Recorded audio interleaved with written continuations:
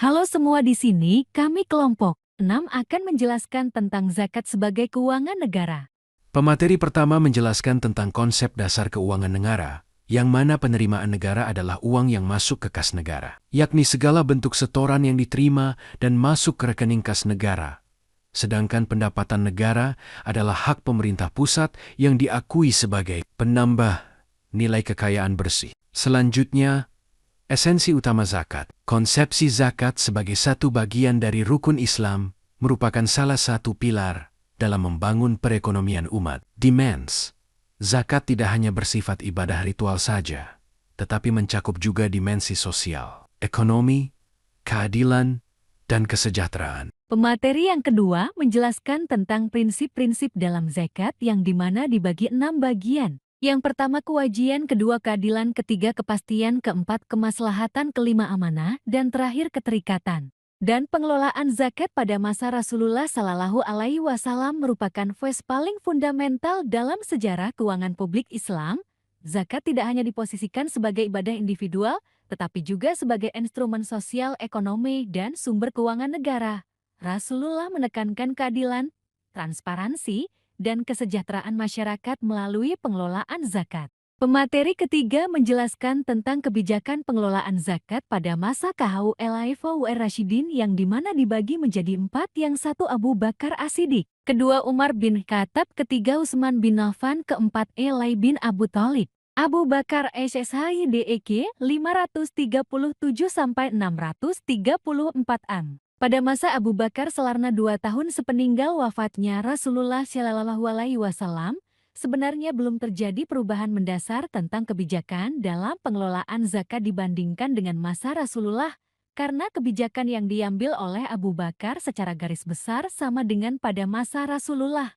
Pemateri keempat menjelaskan tentang Umar bin Khattab 577 sampai 656 m. Zakat pada masa Umar bin Al-Khattab, tingkat kemakmuran negara cukup tinggi karena berhasil memaksimalkan potensi Baitul Mal, bahkan penerimaan Baitul Mal mencapai 18 juta dirham. Pendapatan negara lain yang dioptimalkan, yakni zakat, usir, kharat, jizyah, dan sebagainya. Pemateri keempat menjelaskan tentang Umar bin Khattab 577 sampai 656 m. Zakat pada masa Umar bin Al-Khattab, tingkat kemakmuran negara cukup tinggi karena berhasil memaksimalkan potensi Baitul Mal, bahkan penerimaan Baitul Mal mencapai 18 juta dirham. Pendapatan negara lain yang dioptimalkan,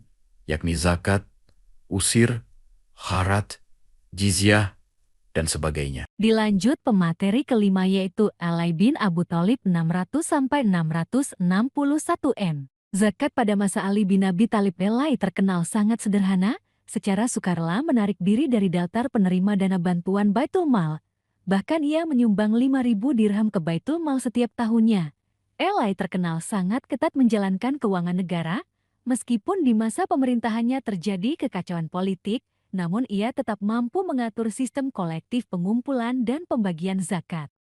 Perkembangan dan implementasi regulasi zakat di Indonesia. Pasca diberlakukannya Undang-Undang No. 23 tahun 2011 sejak diberlakukannya Undang-Undang Nomor 23 tahun 2011 tentang pengelolaan zakat. Regulasi mengenai zakat di Indonesia mengalami titik balik yang signifikan karena undang-undang tersebut memberikan kerangka hukum nasional untuk pengelolaan zakat secara melembaga, transparan, dan profesional. Undang-undang ini mendefinisikan tugas,